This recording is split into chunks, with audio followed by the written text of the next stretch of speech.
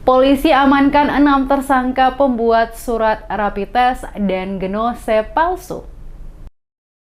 Jajaran di Reskrimum Polda Maluku berhasil melakukan pengungkapan dan penangkapan 6 tersangka pemalsuan surat keterangan rapid test dan genose C19 oleh salah satu tempat usaha travel biro perjalanan wisata yang beroperasi di Gedung Ruko pada kawasan Aipati, Kota Ambon. Demikian keterangan yang disampaikan kepada sejumlah wartawan saat digelarnya jumpa pers pada Jumat 28 Mei 2021 oleh Polda Maluku yang dihadiri langsung oleh Direktur Reserse Kriminal Umum Polda Maluku, Siharno bersama Kabid Humas Polda Maluku, M. Rum Ohoirat. Dalam keterangan di hadapan sejumlah wartawan di Markas Polda Maluku, Direktur Reserse Kriminal Umum Polda Maluku, Siharno menjelaskan pihak kepolisian pada Kamis kemarin berhasil mengungkapkan dan melakukan penangkapan 6 orang tersangka dalam kasus pemalsuan dokumen surat keterangan rapid test dan genose C19.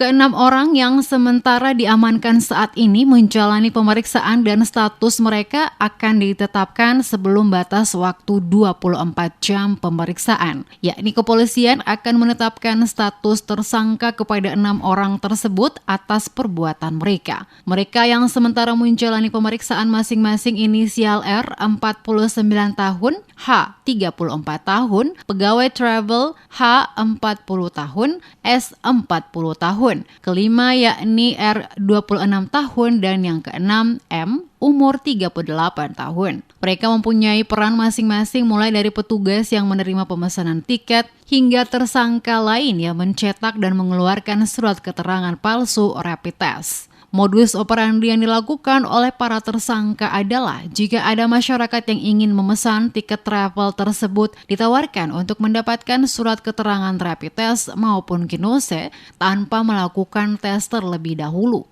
Ada 6 orang yang kita amankan, yang mana hari ini masih dilakukan pemeriksaan. Jadi ini belum berjalan 24 jam, jadi setelah 24 jam nanti kita akan buatkan untuk penetapan tersangka. Ya. Jadi ini TKP ada di Jalan Aipati, tepatnya di travel PT Leparisat Caut. Modus operandi yang dilakukan oleh mereka ini, yang pertama apabila ada masyarakat yang memesan tiket kepada travel tersebut, maka kemudian ditawarkan kepada masyarakat tersebut untuk mendapatkan surat keterangan rapid maupun genus tanpa melakukan tes.